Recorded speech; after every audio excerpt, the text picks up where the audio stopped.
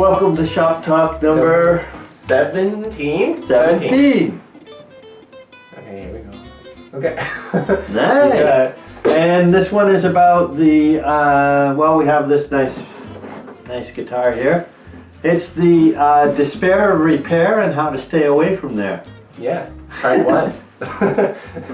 Actually, yeah, we could actually talk about a lot of things that went wrong with this guitar. Yeah. And why we don't do things like this guitar. Right.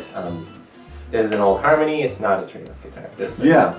So we have been asked the question, and it was actually, funnily enough, kind of on our minds anyway, a little bit, after talking to Matt.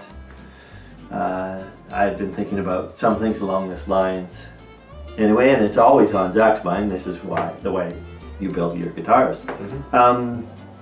And that is like how we feel about repair jobs, the need for repair. Yeah, avoiding repair. And or so like that kind of needing repair. Well, let's just make it clear right off the bat. I don't really ever want to be a repair person. Yeah, and same with me. Like I've consciously made that choice. People keep asking me if I'll do repairs.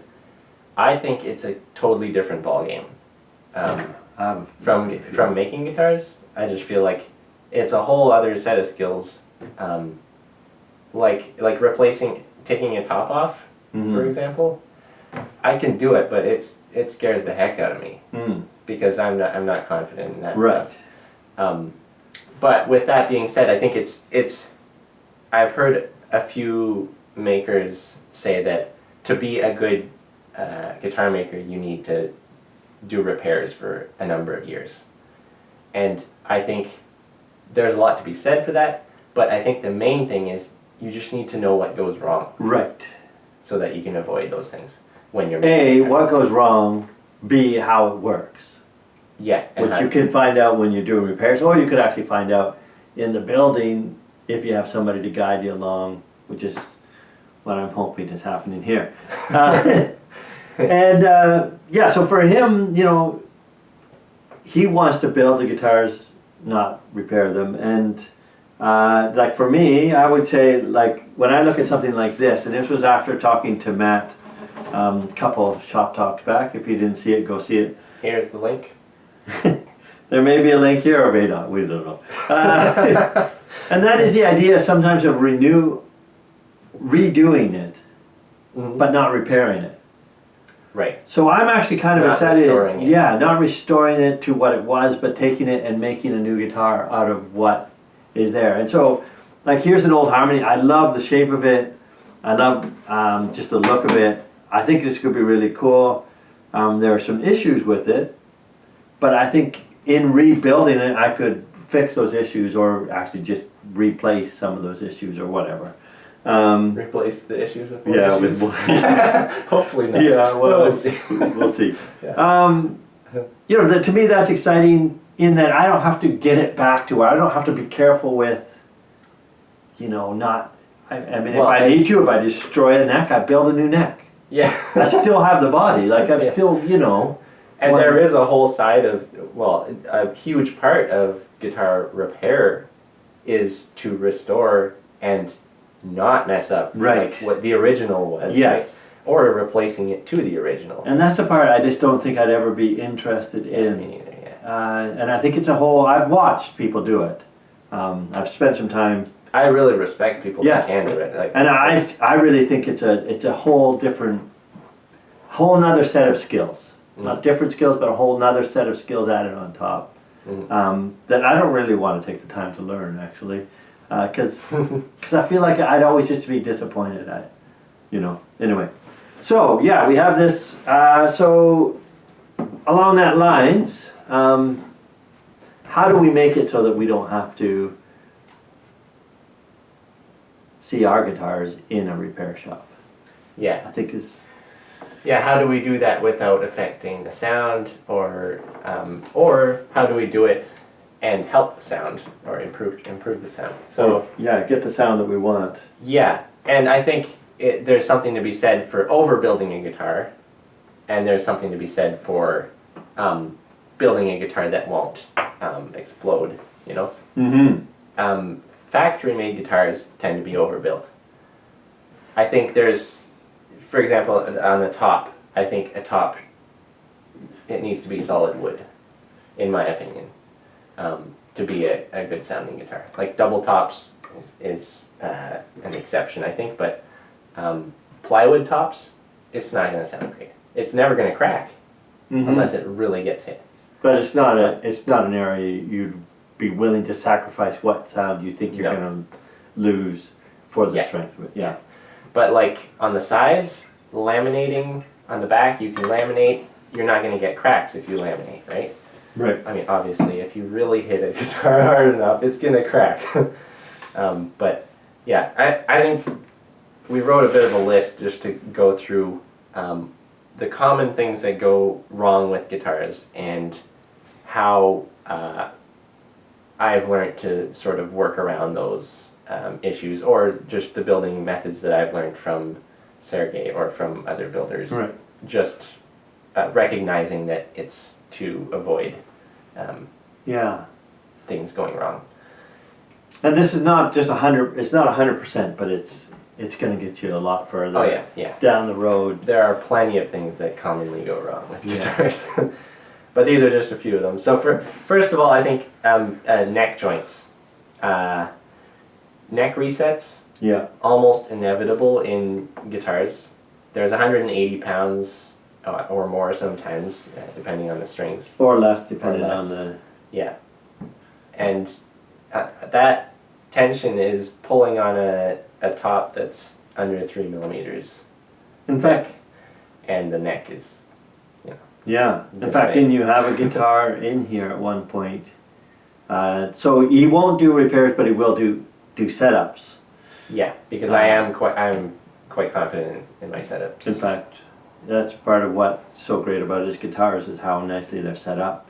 But in my feeling, I can't play. No, I don't. But they had medium strings on, did they? Yeah. It was bowed and high. Yeah, the bridge was bellying up, and it wasn't entirely because of the medium strings, but it didn't help. Yeah. But basically, the tension, it's just too much tension for the geometry of the guitar not to change. But you can make it change less. Okay, so how do we do that? Well, for example, the bridge bellying up, that's really common. Here's a great example. This top is ladder braced. So similar to a back, the braces go straight across. And that does not prevent this motion from happening, which is great for sound. I actually really like that sound. Right. Because there's that long, the long dipole mode of vibration. It just creates a really cool sound, I think. Bluesy, really loud and kind of jangly. Yeah, it even almost raises the question: do you kind of want to have a little bit of a belly? Well, there's a whole other thing. We should jot that down. Another topic. Okay. Yeah. Do we have a belly? Yeah, I will remember. But it is a good question, and I think a worthy discussion. Yeah. But the amount this twists and the amount this bellies up is going to affect how high the strings are above the fingerboard. It's going to affect the whole geometry of the playing, the playability of the instrument. So if this bellies up too much, you can take the saddle down only so much before you need to do a neck reset. Right. So a neck reset, and this is where we're going to neck joints. A neck reset can cost, like Matt said, it's sometimes $1,500 or more. Yeah. And that's basically just releasing the neck from the neck joint and then re-sanding the heel so that it aims higher, basically. Now, what if the neck is bolt on? Right. Then it's just a matter of releasing a few bolts. And then sanding. It's basically like a half-hour job not even for an experienced repair person. Right. So all of a sudden, a $1,500 job turns into like, I don't know, $100. Yeah. Depending on maybe who you less. take it to. Yeah. Sometimes maybe still $1,500. Yeah, maybe. Not in the guitar building business. But the neck joint it's debated. Some people say that the dovetail glued neck joints sound better. Personally, I think it's a load of that. He doesn't agree. No. But if you bolt a neck on, it's so much more serviceable. Yeah. And there's more wood-to-wood contact, so, you know, right. transfers. There really is more wood-to-wood. It makes more sense. Now, the other thing with the string tension is, I'm going all over the place here because I keep thinking, but there's something else. Yeah, what? With that string tension pulling, it often it rotates this heel block. So when it rotates this heel block, it caves the fingerboard in. Of course. So if the block is only this thick, and your upward transverse brace right here is just this skinny short thing, then it's going to push it down. And this is not something he just thought of now. He really wants a big brace in there. Oh yeah. These upper transverse braces, I think the bigger the better. Basically, if there is mass in that brace, it stops your top from trying to vibrate over here too. So if you put a mass here, then you're actually improving the perimeter, and it should, in effect, vibrate more efficiently. So you should get better sound. I think so, yeah. Huh. And a stronger guitar. And it's stronger, yeah. So this won't cave in because you have a big fat brace there. Which actually will kind of hold this even. I guess you could cause. Where does the twisting happen then? Well, you have the support from the sides here. Right. As opposed to just this block, which is so glued it's not going here. to then pull up at all. It's definitely will negate the issue a lot. Yeah. What else? Cool. Crack prevention. This guitar is riddled with cracks. Yeah. This is actually the first guitar that I ever actually put my hands on. That was before I even started to learn guitar making.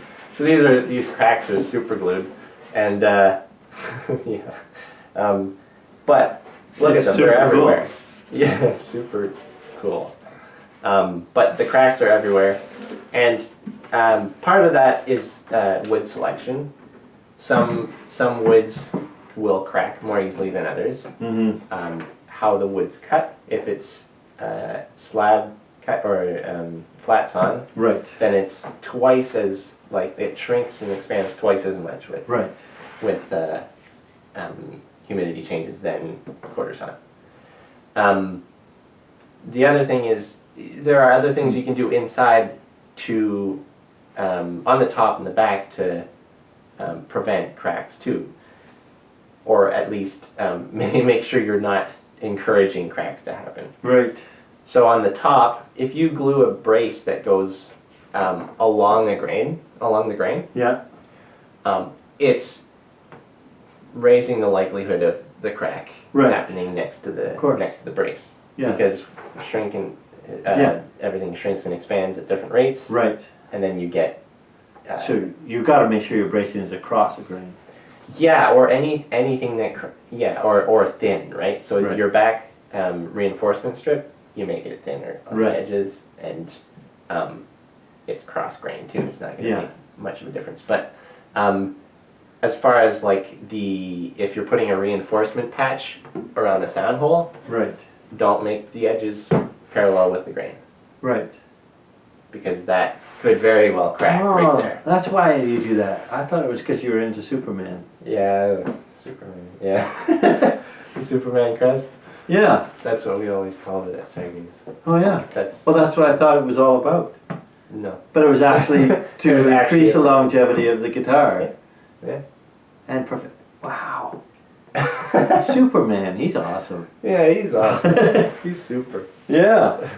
Boom. And we're talking about an issue which we all know. One of the biggest repair issues for a certain company's guitars was the crack.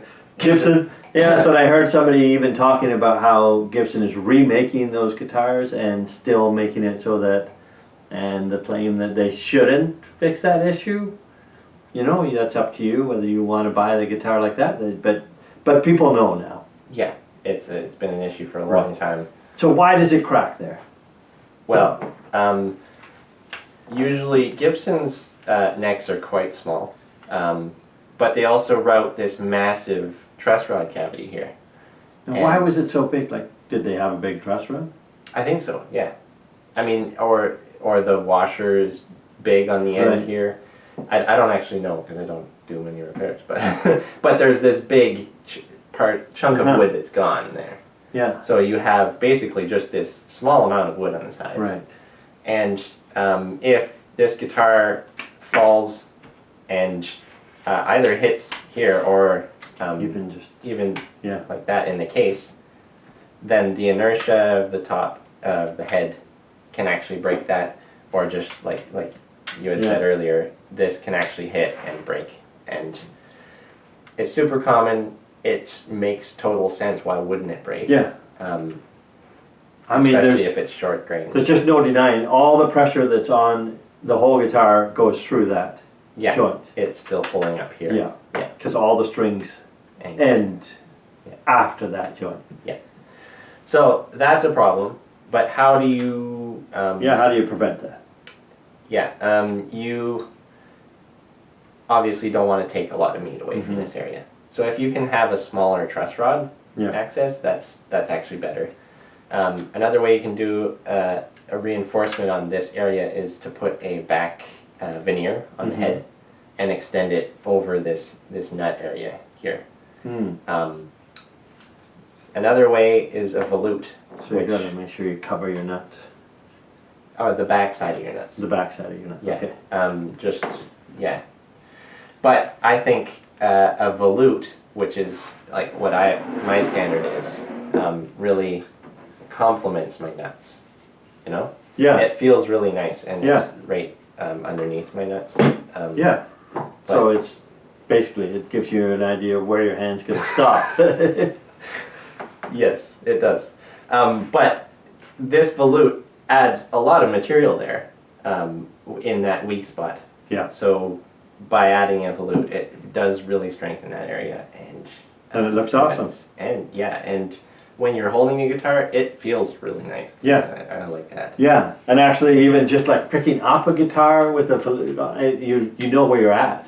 Yeah. Like you can feel it, like you can almost play in the dark. Yeah. Because you'd be like, that's the end. Whereas here, I don't know.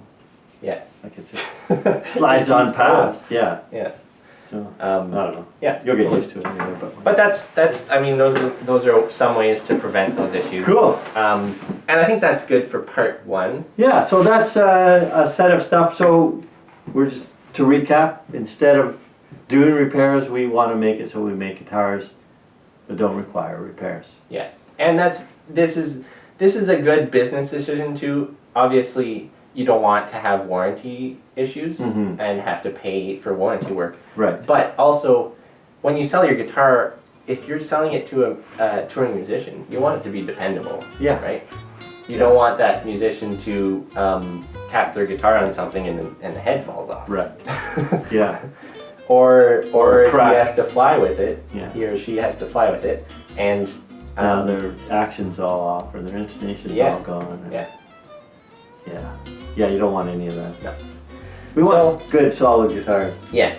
Cool. So part two will have more issues that happen in guitars and how to approach them, how to prevent basically warranty work. How to save money. How to save money. And build good guitars.